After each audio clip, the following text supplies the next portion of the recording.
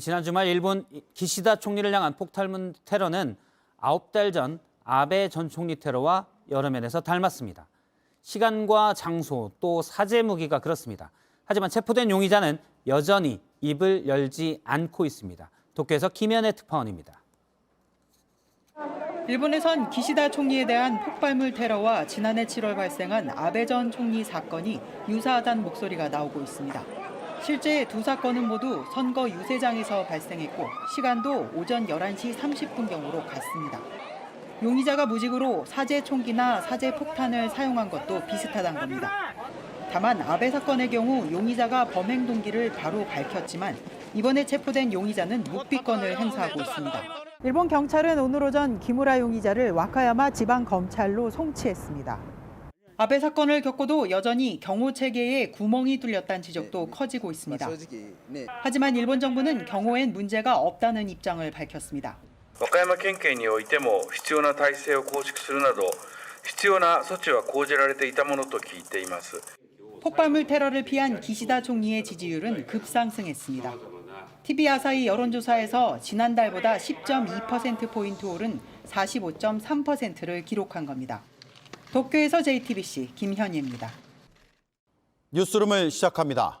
오늘 오전 11시 30분쯤 두 발의 총성이 울렸습니다. 아베 신조 전 일본 총리가 유세 도중 총에 맞아 숨졌습니다. 곧바로 병원으로 옮겨졌지만 이미 폐와 심장이 멈춘 상태였습니다. 전직 총리가 길거리에서 총을 맞고 사망한 건 초유의 일입니다. 첫 소식 이한길 기자입니다. 이틀 뒤로 다가온 일본 참의원 선거를 앞두고 간사이 지방 유세를 돌던 아베 전 총리.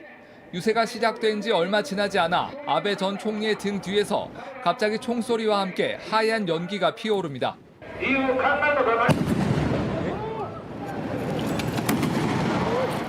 현장에는 경호원과 시민 30여 명이 있었지만 총소리가 나기 전까지 별다른 위협을 느끼지 못했습니다. 두 차례 총성이 울린 뒤 아베 총리는 피를 흘리며 그대로 쓰러졌습니다. 특히 용의자가 쏜 두 번째 총알이 치명상을 준 것으로 알려졌습니다. 용의자는 현장에서 체포됐습니다. 총격 6분 만에 현장에 구급대가 도착했고 곧바로 응급조치를 했습니다. 아베 전 총리는 오른쪽 목과 왼쪽 가슴에서 피가 나고 있었습니다. 이때까지만 해도 아베 전 총리는 자신을 부르는 소리에 대답을 하는 등 의식이 남아 있었습니다. 하지만 얼마 안 가 의식을 잃었습니다. 사건 발생 38분 뒤 침대에 누운 아베 전 총리는 의료진과 닥터 헬기에 탑승했습니다. 헬기는 곧바로 날아올랐고 10여 분 뒤 가까운 대학병원에 도착했습니다. 사건 발생 약 50분 만에 병원에 도착했는데 상태는 점점 더 나빠졌습니다. 심장과 호흡이 모두 멈추는 심폐정지 상태가 돼 의료진이 심장 마사지를 했지만 별다른 차도는 없었습니다. 이후 중환자실에서 치료를 받았지만 오후 5시쯤 아베 전 총리는 사망했습니다. JTBC 이한길입니다.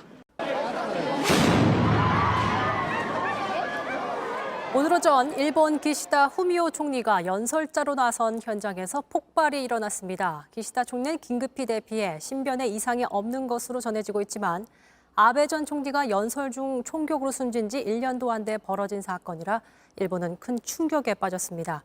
당시 긴박했던 상황을 먼저 김재현 기자가 전해드립니다. 경호원들이 한 남성을 바닥에 눕혀 제압합니다. 몇 초 뒤 남성이 던졌던 물체에서 폭발음과 함께 연기가 피어오릅니다. 오늘 오전 11시 반쯤 기시다 후미오 일본 총리가 일본 와카야마현 사이카자키 항에서 연설을 시작하기 직전 모습입니다. 폭발이 일어나자 기시다 총리는 경호원들에 둘러싸여 무사히 대피했습니다.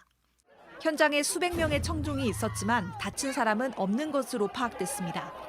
용의자는 현장에서 곧바로 체포됐습니다. 용의자는 약 10cm 길이의 은색 통을 총리가 있는 곳 근처로 던진 걸로 전해집니다. 기시다 총리는 오는 23일 와카야마현 보궐선거를 지원하러 현장을 시찰하고 연설에 나선 길이었습니다. 앞서 아베 전 총리도 지난해 7월 선거 지원 연설 중 총격을 받아 숨진 바 있는데 이번에도 총리를 겨냥한 걸로 보이는 공격이 발생했습니다. 기시다 총리는 현장이 수습된 오후에 예정대로 20여 분간의 연설을 이어갔고 이번 사건에 대해 심려와 민폐를 끼쳐 죄송하다고 말했습니다. JTBC 김재현입니다.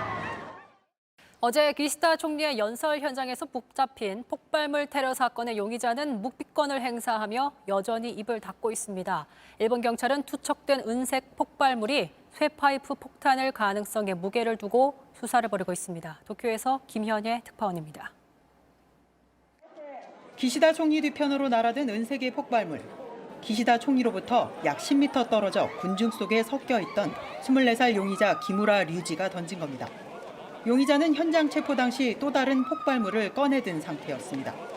일본 경찰은 현장에서 압수한 폭발물 분석에 들어갔는데 쇠파이프 폭탄일 가능성이 높은 걸로 전해졌습니다. 사고 현장에 있던 목격자들은 용의자가 라이터에 불을 붙이는 듯한 움직임을 보였다고 전하기도 했습니다. 일본 언론은 용의자 소지품에서 칼이 나왔고 가방엔 폭발물과 비슷한 물건이 여러 개 들어있었다고 전했습니다. 또 가택수색에선 기무라 용의자의 컴퓨터와 화약물질로 보이는 물건이 압수된 걸로 알려졌습니다. 용의자는 지금껏 묵비권을 행사하고 있어 정치 테러 여부를 밝힐 범행 동기에 대한 수사는 어려움을 겪고 있습니다. 기무라 용의자는 지난해 9월 가와니시 시정보고회에 참석해 시의원의 보수 문제를 질문하는 등 정치에 관심이 많은 걸로 알려졌습니다. 폭발물 테러를 피했던 기시다 총리는 오늘도 선거 지원 연설을 이어갔는데 용의자 체포를 도운 어부들에게 감사 전화를 하기도 했습니다. 容疑者確保にご協力いただいた方に対し、直接、お礼の電話を入れさせていただきました。 오는 23일엔 선거를, 다음 달엔 히로시마에서 주요 7개국 정상회담을 치르는 일본은 이번 테러를 계기로 경계 태세를 더 강화하고 있습니다. 도쿄에서 JTBC 김현예입니다.